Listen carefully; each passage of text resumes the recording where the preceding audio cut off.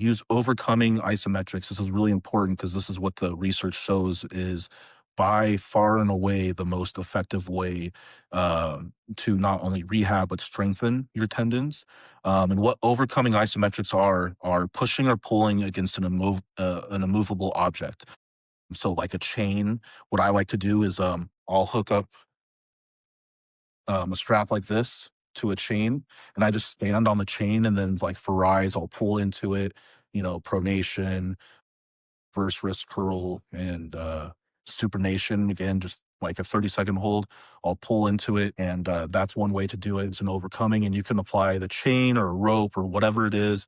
You can use just weights that are way above your 1 rep max, just so you cannot. It's just basically an immovable load that you want to pull into. This is safer than yielding isometrics, just holding the weight, because it eliminates the jerk and allows for a smooth ramp up.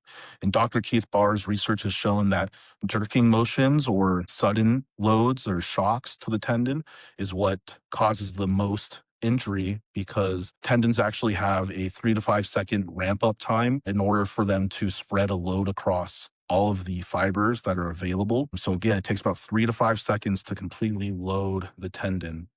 So that's important. So keep that in mind. The movements, that I would recommend are some kind of wrist flexion, wrist extension, side pressure for the elbow MCO, a pronation for the UCL, or the other tendon, rise, because there is, again, there's a tendon that goes basically from your bicep all the way to the front of your hand here. And it's one of the only tendons that goes all the way across all three joints. So, or two joints. So that's another really important tendon to train, and a common one that people hurt and need to rehab. And then for the bicep and brachialis insertion, sometime, like what we would call back pressure or hammer curl, a lock. And you can do that from, a pronated wrist position or from a supinated wrist position.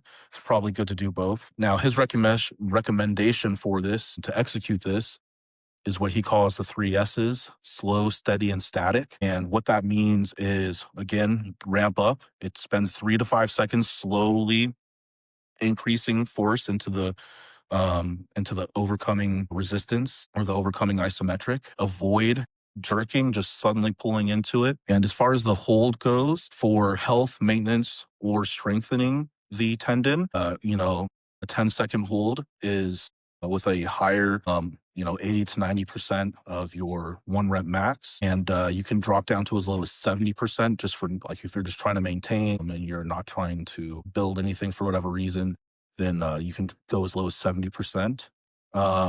For injury or just pain, if you have a lot of pain in the area in rehab, you can do 30 to 70% based on the pain. You're going to have to know your own body to know the difference between sore and pain. And you kind of want to, ride that line between finding that tenderness and the pain. But anywhere between 30 to 70% of your 1 rep max for 30 or more seconds.